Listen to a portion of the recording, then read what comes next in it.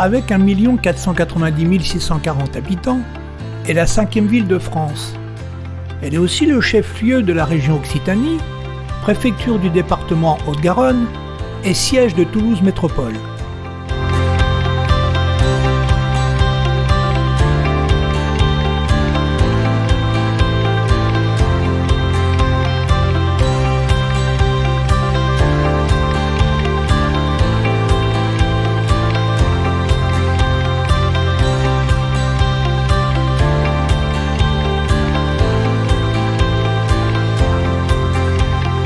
Sur la rive gauche de la Garonne, qui traverse la ville, l'hôpital universitaire de la Grave étend ses bâtiments sur 6 hectares.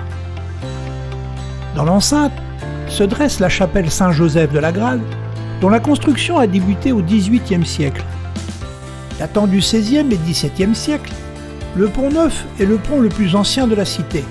Pour une longueur de 220 mètres, 7 arches permettent la navigation. Toulouse, appelée Ville Rose, doit cette appellation aux matériaux de construction locale, la brique, la terre cuite, architecture caractéristique des villes du midi de la France.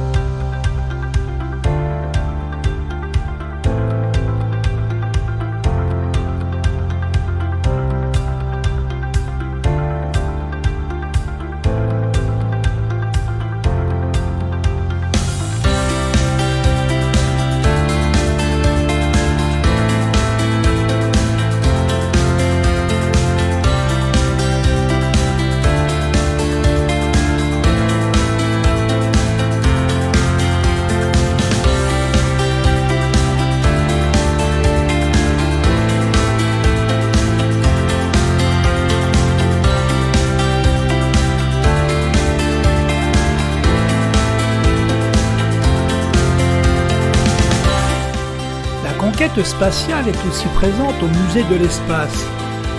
On peut y voir entre autres la fusée Ariane de 53 mètres de haut, la réplique du module lunaire Apollo. Et si vous voulez vous habiller en astronaute, voilà ce qui vous attend.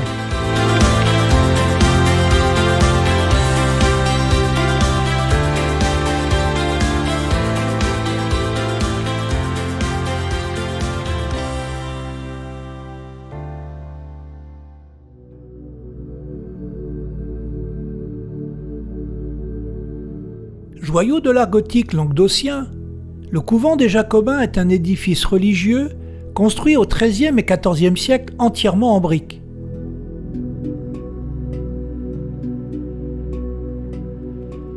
Sous ses 28 mètres de hauteur, la première partie, l'église où la beauté du lieu incite au silence.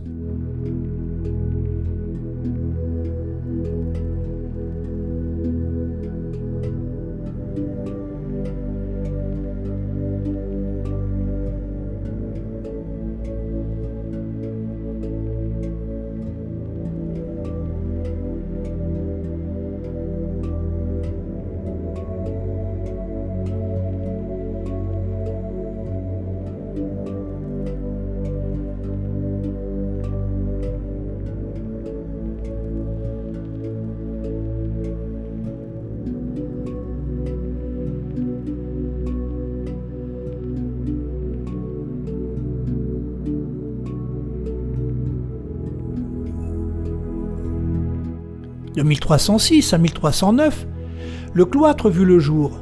endroit où les frères prêcheurs, appelés les Jacobins, doivent renoncer à tout revenu et vivre de mendicité.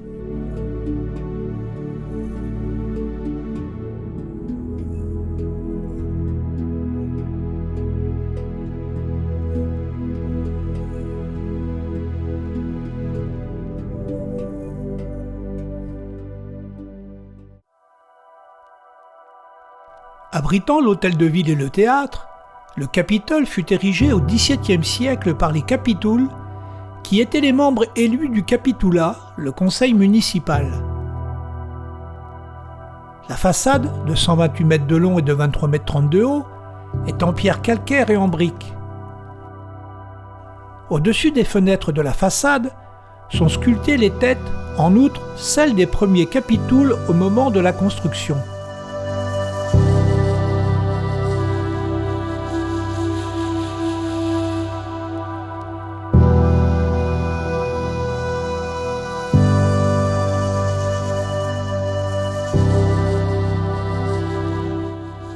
Entrons maintenant dans l'édifice. Découvrons la partie la plus ancienne du bâtiment actuel, la cour intérieure. Entourée de galeries latérales du XVIIe siècle, et la cour Henri IV où a été exécuté le duc de Montmorency en 1632.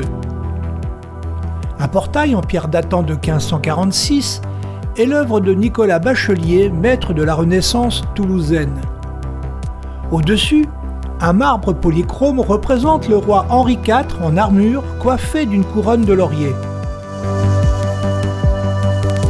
Prenons le grand escalier datant de 1886, décoré par Jean-Paul Laurens au XXe siècle. Au palier intermédiaire, le grand tableau La Fête des Jeux floraux.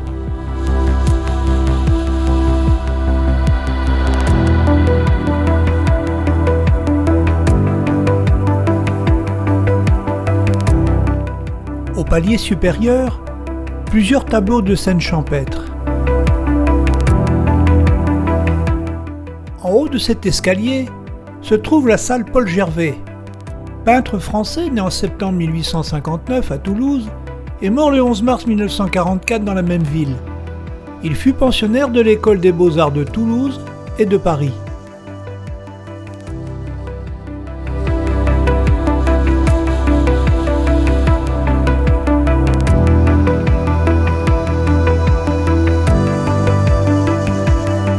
La salle des illustres décorée par les peintres toulousains Jean-Paul Laurens, Benjamin Constant, Gendre Rixin, Paul Gervais, Édouard de Bas-Ponsant, Henri Rachoux et Paul Pujol.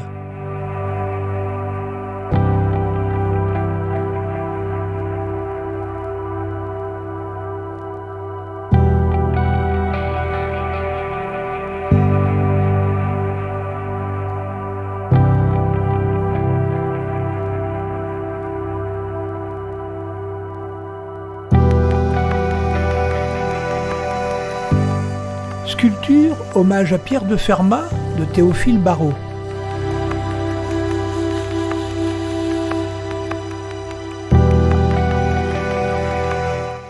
Cette salle des illustres est aussi la salle des mariages.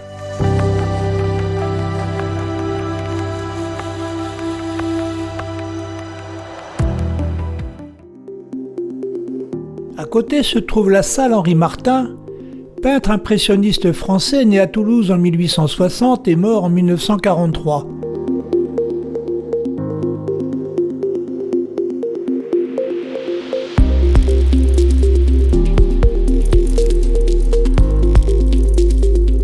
Sur ce tableau, Henri Martin a peint sa femme, ses fils et ses amis proches.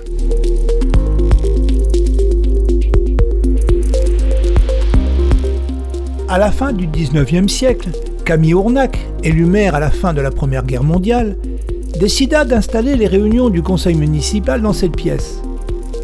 On peut y voir de nombreux tableaux de Paul Gervais, d'Henri Bonis, d'Édouard de Bas-Ponsant et des bustes de Marc Arcy.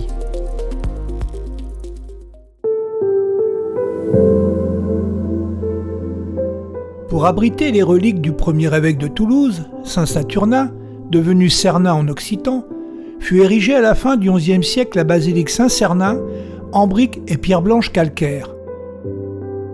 Le clocher culmine à 65 mètres de hauteur. Il abrite un carillon de 18 cloches au clavier et 6 au banc du sonneur.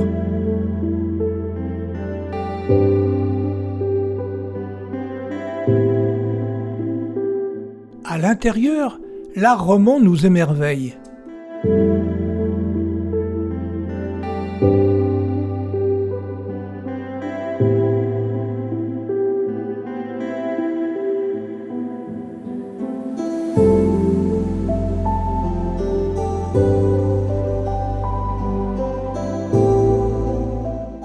Avec sa nef de 115 mètres de long, dont la voûte culmine à 21 mètres, la basilique est posée sur la route de Saint-Jacques-de-Compostelle et devint une étape pour les pèlerins.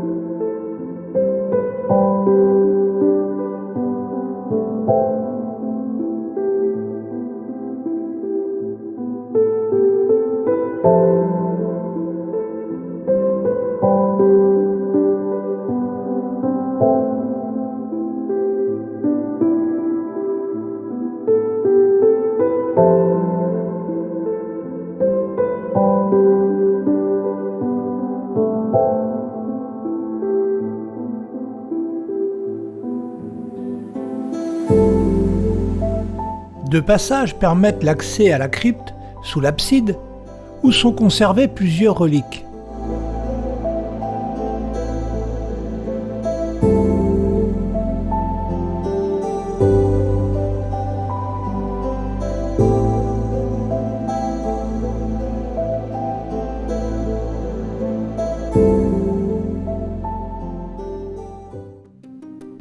Construite sur les fondations d'une chapelle du IIIe siècle, la cathédrale Saint-Étienne est une cathédrale gothique romaine commencée au XIIIe siècle. La nef raymondine a été réédifiée par l'évêque Foulques en 1206.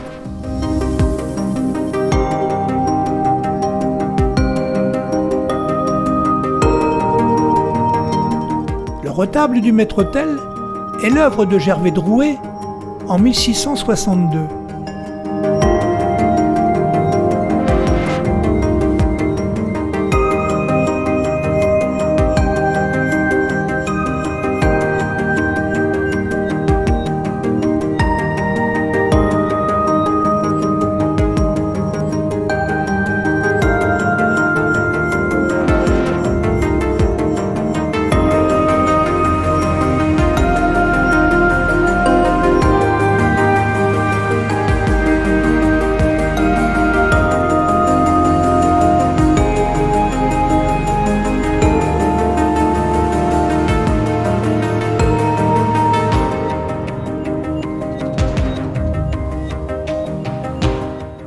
Deux orgues situés dans la partie gothique. L'orgue de chœur datant de 1868 et l'orgue de tribune datant de 1612. La restauration complète, en 1977, a classé l'orgue au monument historique.